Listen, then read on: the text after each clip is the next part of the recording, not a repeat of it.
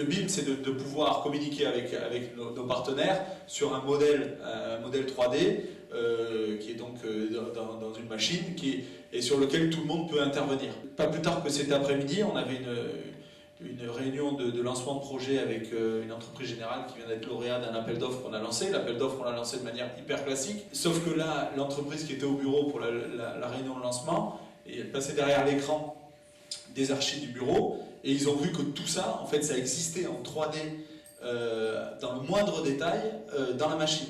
Et l'entreprise, les grosses, hein, c'est une majeure dont je vous parle, étaient ébahis de voir que ça existait dans la machine. Et je pense aujourd'hui, en tout cas c'est la vision que j'en ai, que nous, les archis, on est en avance sur et les bureaux d'études et les entreprises. Là par exemple aujourd'hui j'ai trouvé sur internet une bibliothèque BIM pour tous les mobiliers, les fenêtres et les équipements, les modèles d'architecture. Donc j'ai peur qu'on soit en train de rentrer dans quelque chose qui standardise encore plus l'architecture. Quand je vois tous les logements qui se construisent un peu partout, ici, ailleurs.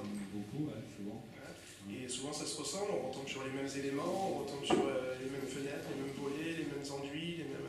Donc j'ai peur qu'avec ce BIM, ce soit une façon de simplifier encore davantage l'architecture et d'arriver à un degré zéro de l'architecture. Moi je pense qu'il faut faire confiance. Derrière la machine, il y a forcément un opérateur.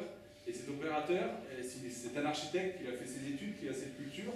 Il sait aussi utiliser l'ordinateur comme un outil, comme moi aujourd'hui je ne vais plus utiliser l'ordinateur, mais j'ai tout le temps mon carnet de croquis pour dessiner, parce que effectivement, la conception, elle provient, c'est pas l'ordi qui conçoit.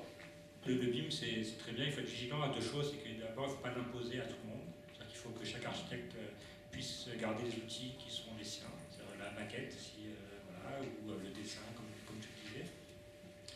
Et c'est vrai qu'on voit passer un peu des volontés de certains maîtres d'ouvrage d'imposer le BIM comme moyen de communication entre les différents acteurs du projet, et plus grave, d'imposer un seul modèle, c'est-à-dire d'imposer effectivement une seule marque.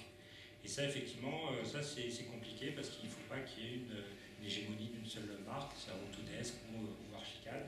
Et le vrai risque, c'est quand même la privatisation des données, et on le voit alors pas avec les logiciels d'architecture, mais avec les logiciels de photo, où si chaque année on ne repaye pas, on n'a plus du tout accès, et donc on n'est plus propriétaire de ces fichiers. Et ça, c'est quand même un peu compliqué. Voilà. Toutes les agences aujourd'hui, c'est informatique, si vous trouvez encore une agence avec une table d'essai, une équerre et des thés, mais enfin, je voudrais bien la voir, il faudra la photographier, mais ça n'existe plus. Moi, sur le BIM, je suis un peu partagé. Je pense qu'on ne peut pas louper cette évolution technologique, comme à l'époque où j'étais tout petit, où on est passé sur AutoCAD, quoi. Donc je pense que beaucoup ont dit on va plus utiliser l'équerre et le calque, et au final, c'est vrai que ça nous a permis de gagner du temps. Pour le BIM, je pense que si on passe à côté, c'est d'autres professions qui vont s'emparer de cette utilisation.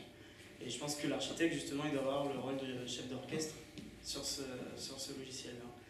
Après, moi, en tant que jeune archi, ce qui m'inquiète, c'est voilà, demain, j'ouvre mon agence, il faut que je m'achète un logiciel BIM, un logiciel pour dessiner sur AutoCAD, un logiciel pour faire de l'édition, traitement de texte.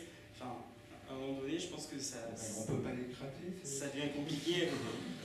Pour commencer, mais bon, on va dire que dans la pratique, on n'aurait pas le faire, et voilà, ça devient quand même compliqué, quoi.